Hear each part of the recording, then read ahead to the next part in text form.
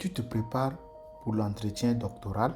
La majeure partie des cas, il n'y a pas un entretien, mais au moins deux. Et personne ne te le dit clairement avant de candidater. Voici comment ça s'est passé pour moi pour obtenir mon contrat doctoral que je fais actuellement. Donc, il y a le round 1. C'est un entretien direct avec mon futur directeur de thèse. C'est un entretien personnel, plutôt informel. L'objectif, c'est de voir si on s'entend, si nos idées s'alignent, si je suis quelqu'un avec qui il veut travailler pendant 3 ans. Il y a aussi le round 2, un entretien beaucoup plus formel avec mes superviseurs et le comité technique de l'école doctorale. C'est là que ça devient sérieux parce que c'est 25 minutes de présentation de ma part suivi de questions techniques. Le résultat final tombe quelques jours après le round 2. Si tu réussis les deux, tu as ton contrat doctoral. Dans cette vidéo, je te décortique les deux rounds, question par question, avec ce qui a marché et ce que j'aurais pu mieux faire. C'est parti.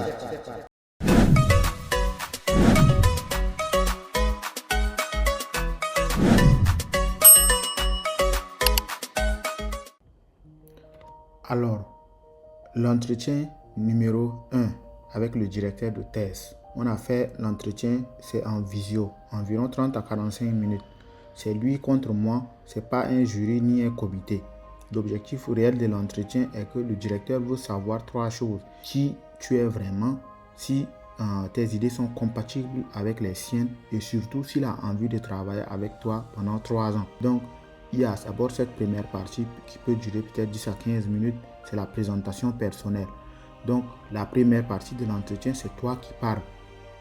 Vous voyez, le directeur te demande de te présenter, ce qu'il veut entendre, ton background académique, les formations que tu as eu à faire, tes expériences professionnelles et de recherche, ce qui t'a amené jusqu'à ce sujet de thèse. Et l'astuce que je vais vous donner, il ne faut pas réciter votre CV parce que le directeur l'a déjà lu. Il veut entendre l'histoire derrière ton CV. Donc pour moi, ça donnait quelque chose comme j'ai commencé en physique appliquée à l'université de Ngaoundéré.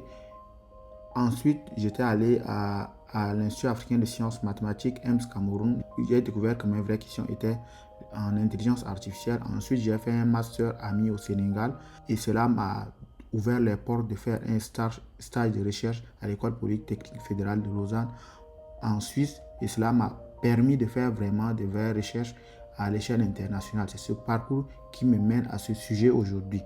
Donc, tu vois un peu la différence, c'est plus qu'une liste, c'est une trajectoire qui prend vraiment du sens.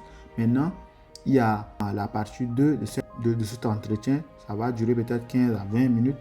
Et dans cette deuxième partie, c'est la partie la plus importante, c'est la discussion d'idées. Donc, le directeur va te poser des questions sur le sujet de thèse précis, tes idées personnelles sur la problématique, les approches que tu envisages, comment tu te rattaches à ces travaux. Et le conseil que je vais vous donner pour cette partie, avant l'entretien, il faut faire tes recherches. Lis au moins 3 à 4 publications du directeur de thèse et arrive avec des idées personnelles sur le sujet. Pour moi, ça a été le moment où la conversion est devenue vraiment intéressante parce qu'on a discuté pendant 20 minutes les liens entre l'intertextualité, la causalité et l'analyse des discours migratoires. Et le piège à absolument éviter n'est pas dire oui à tout. Si le directeur te propose une approche et que tu n'es pas d'accord, dis-le avec respect, mais clairement. Pourquoi? Parce qu'un directeur de thèse ne veut pas d'un exécutant. Il veut un futur collègue qui pense par lui-même. Si tu acquiesces à tout, il pense que tu n'as pas d'idée. Donc, si tu dis oui à tout ce qu'il propose, ça veut dire que tu n'as pas de contre-idée ou toi-même, tu ne peux pas être autonome dans les recherches. Comment est-ce que tu sais que ça s'est bien passé après ce premier round? À la fin du round 1, tu sais que ça s'est bien passé si l'entretien s'est étiré plus long que prévu. Par exemple, ça devait se passer sur 30 minutes, vous êtes allé jusqu'à 45 minutes du temps. Ça veut dire que c'est un signe d'intérêt. Le directeur a pris note pendant que tu parlais. Il t'a parlé du round 2 sans que tu poses la question. Par exemple, si à la fin de votre entretien, il t'explique qu'après, tu vas passer devant un autre jury pour pouvoir faire ceci, cela. C'est exactement ce qui s'est passé avec mon superviseur quand on a fait l'entretien avec lui à la fin. Et puis, il t'a dit aussi, on se reparle bientôt. Ça, ce sont des bons signes.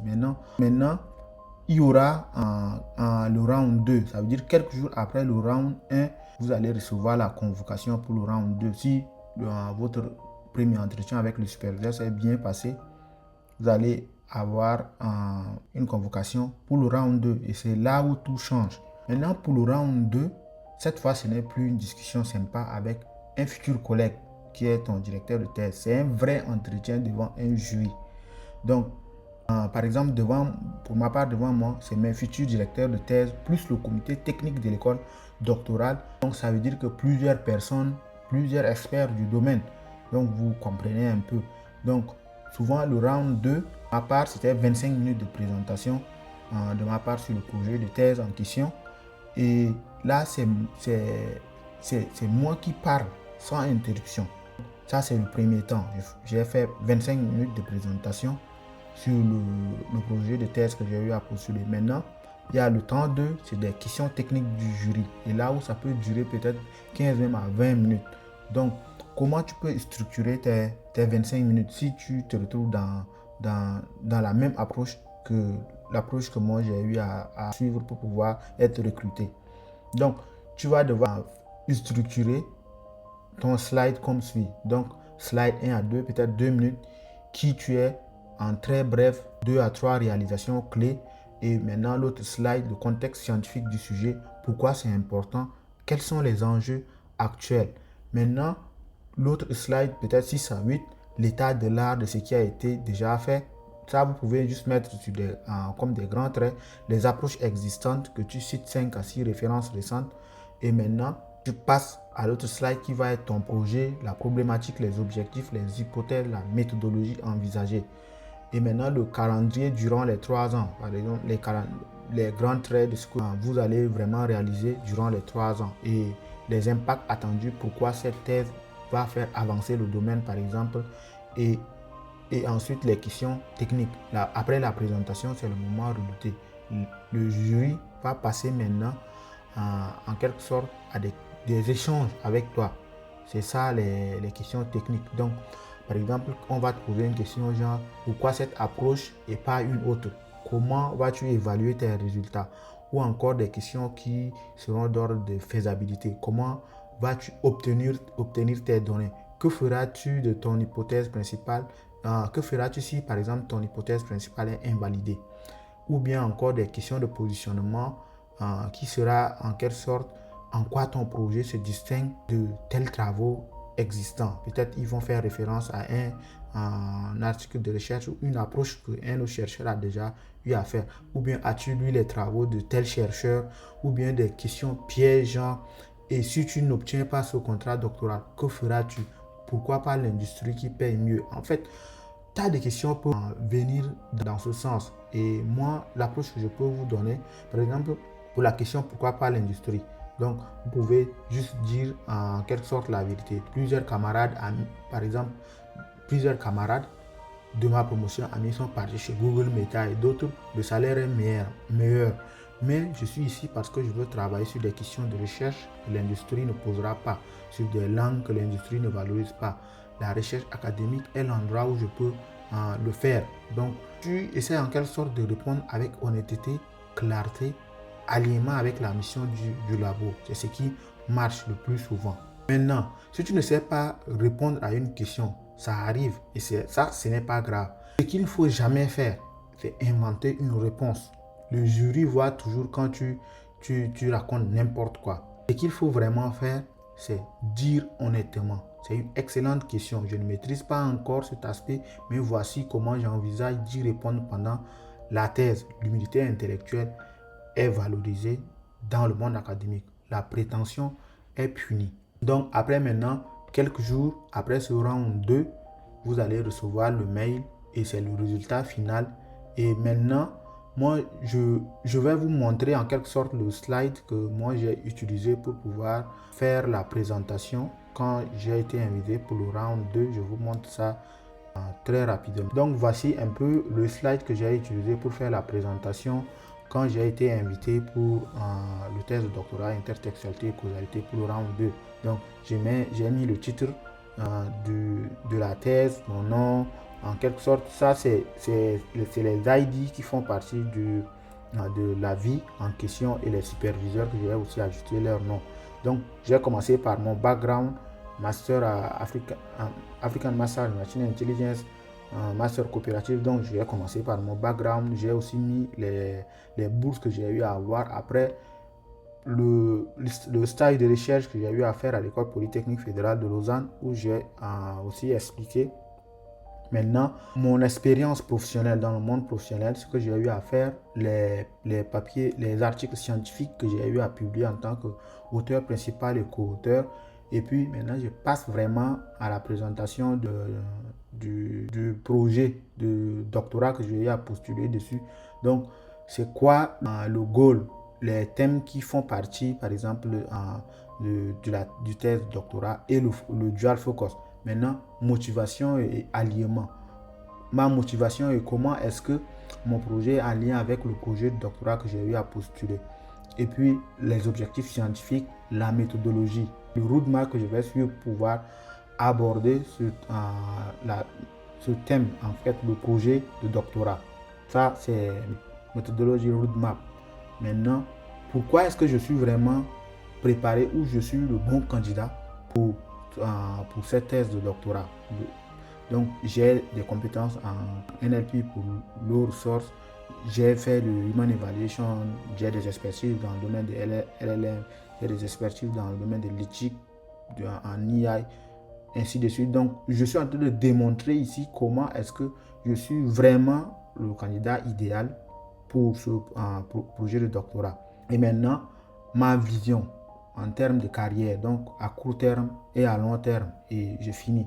Vous allez voir que ma présentation, je ne mets pas trop de texte là parce que l'objectif est que vous venez, c'est pour expliquer. Vous ne venez pas pour lire. Donc, vous mettez les points qui sont essentiels. Il ne faut pas encombrer votre slide avec plein de trucs pour venir être là en train de lire. Non.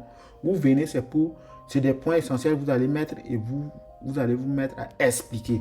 C'est pour montrer que vous maîtrisez votre travail. D'accord? Donc, c'est exactement ce que vous êtes censé faire. Vous venez pour expliquer, vous ne venez pas pour lire. Donc, faites très attention. Quand vous venez pour le round 2 et vous devez faire votre présentation. Donc, leçon que je retiens de tout ce processus d'entretien et que je veux partager avec vous. La leçon numéro 1. Prépare-toi pour 2 rounds, pas un. Beaucoup de candidats préparent un seul entretien. Erreur. Tu dois savoir qu'il peut en avoir 2, voire 3 selon l'école doctorale. Il peut en avoir même plusieurs.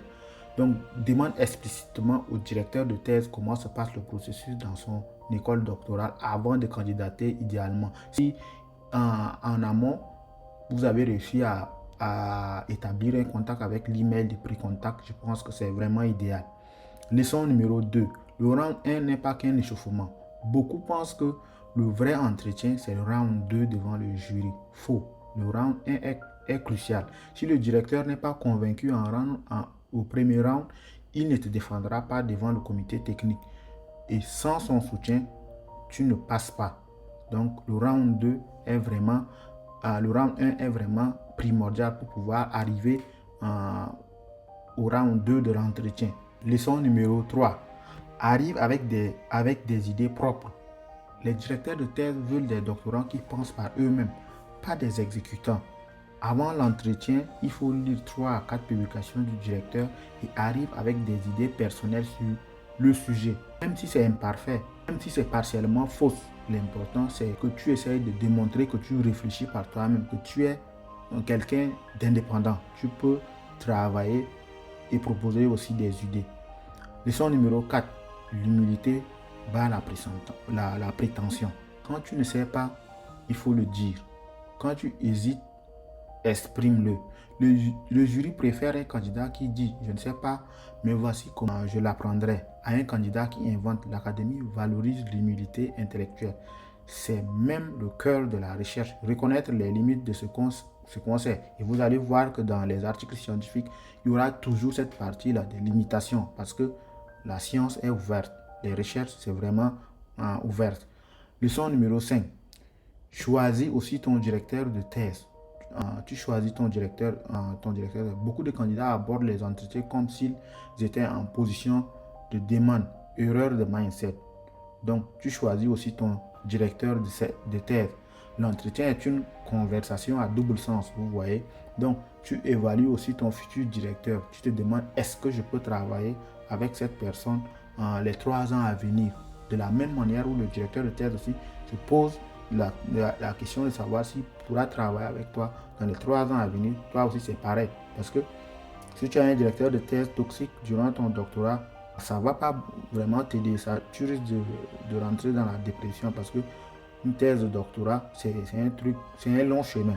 Donc, c'est de te poser aussi la question, est-ce que le labo me convient vraiment? Ce n'est pas juste une question d'avoir une opportunité et puis c'est tout. Est-ce que le projet me passionne vraiment? Il faut choisir un projet de doctorat par passion.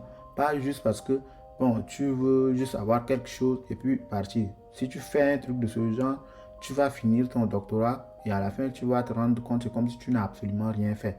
Donc, ce changement de mindset change tout. Tu deviens plus détendu, plus authentique et paradoxalement plus convaincant durant l'entretien. Voilà. Tu sais maintenant comment se passe vraiment l'entretien doctoral en France, la majeure partie des cas. Le directeur de thèse, présentation personnelle plus discussion d'idées. Pour 1, round 2, le comité technique, 25 minutes de présentation plus des questions techniques. 5 leçons à retenir. Prépare les 2 rounds. Le round 1 est crucial. Arrive avec des idées propres, limitées, pas la prétention. Et n'oublie jamais que tu choisis aussi ton directeur. Cette vidéo termine ma série sur le contrat doctoral en France.